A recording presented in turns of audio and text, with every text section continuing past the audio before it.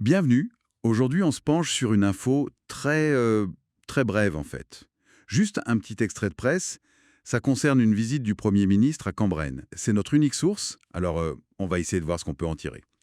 Le fait de base, c'est ça. Le Premier ministre, il est allé à Cambrennes, c'était un samedi, et le but était clair, présenter des condoléances. Oui, et c'est là que ça devient significatif. Ce ne sont pas des condoléances, disons, ordinaires.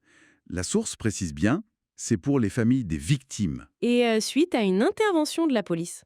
Donc on n'est pas du tout dans une visite protocolaire classique. Ah oui, effectivement, le fait que ce soit le chef du gouvernement lui-même qui aille, ça donne tout de suite un certain poids, non? Pourquoi lui spécifiquement? Exactement. C'est un signal très fort. Ça hisse l'événement au niveau national, clairement. La présence du Premier ministre, ça veut dire que l'État, vraiment au plus haut niveau, prend acte. Il reconnaît la douleur, la perte humaine. C'est une façon de dire que l'exécutif se sent concerné, peut-être même inquiet. Hmm. Et au-delà de la compassion, de l'empathie affichée, est-ce qu'il n'y a pas aussi une dimension politique? Peut-être une tentative d'apaisement. Surtout, bon, après une intervention policière qui a eu des conséquences tragiques. C'est une interprétation, oui, tout à fait plausible. Ce genre de visite, c'est toujours très symbolique. Il s'agit de montrer un visage, disons, humain de l'État, surtout quand des agents de cet État sont, d'une manière ou d'une autre, liés à l'origine du drame. C'est une tentative de renouer ou de garder un lien avec la population touchée, peut-être pour calmer les tensions.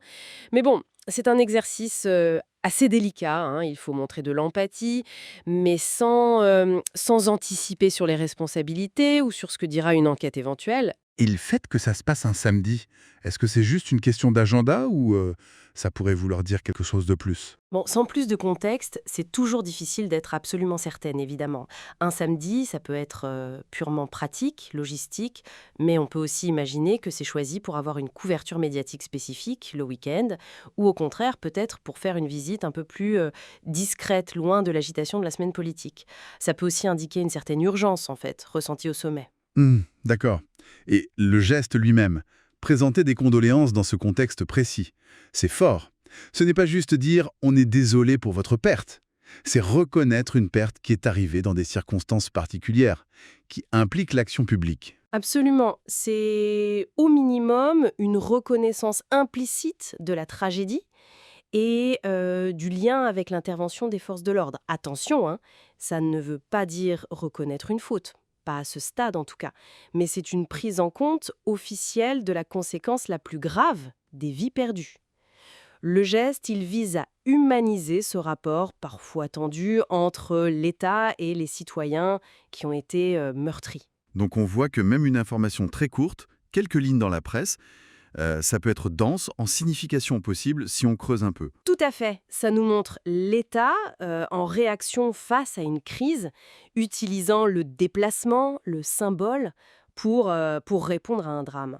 Bon, alors, si on devait résumer l'info clé de notre source unique, le Premier ministre s'est déplacé en personne à Cambérène. Montrer la sympathie de l'État aux familles endeuillées, et ce, suite à une intervention policière. C'est un geste symbolique fort. Oui, tout à fait. Et ce geste, aussi important soit-il, sur le moment, il ouvre forcément une question plus large, une question qui dépasse notre source du jour d'ailleurs.